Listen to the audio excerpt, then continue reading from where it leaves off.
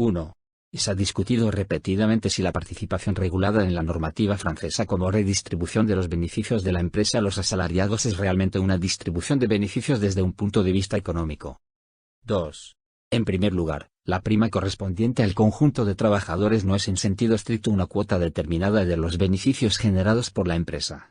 Se calcula sobre los beneficios, pero se basa también en otras referencias, como el peso de los salarios sobre el valor añadido, y la cifra de patrimonio neto de la entidad.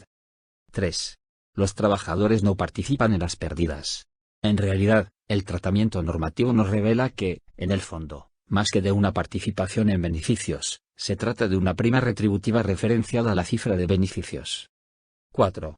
En este audio no podemos reproducir la fórmula legal de referencia, que podéis encontrar en nuestra página web. De esta fórmula se deduce que la prima solo se devenga si los resultados son superiores al 5% del patrimonio neto de la empresa. Es decir que, cuando la rentabilidad es baja, esta es percibida íntegramente por el propietario. Y solo si es alta se destina una parte de esta rentabilidad alta a devengar la indicada prima. 5. Todo ello ha llevado a un sector de los analistas a cuestionar el carácter económico de beneficio de esta retribución. 6. En realidad, el que apliquemos o no a este sistema de participación, el término participación en beneficios depende también del concepto de beneficio en el que nos estemos apoyando. 7.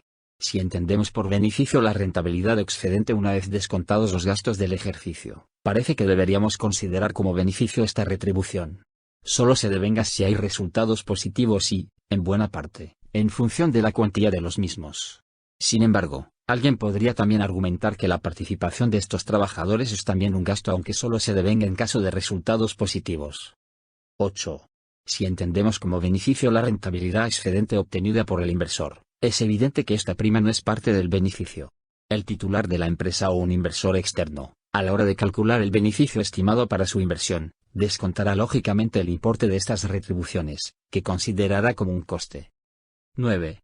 Este tipo de razonamiento es el que llevó a la regulación contable a considerar como gasto, por ejemplo, el importe a pagar por las empresas en concepto de impuesto de sociedades. Solo se devenga si hay beneficio y se calcula en función del beneficio. Pero no es beneficio. 10. En último término, parece claro que, en sentido económico, no puede separarse el concepto de beneficio del concepto de propiedad o titularidad de la empresa, y esto nos llevaría a considerar las primas generadas por estas participaciones francesas como primas laborales calculadas en función de resultados más que como una distribución del beneficio en sentido estricto.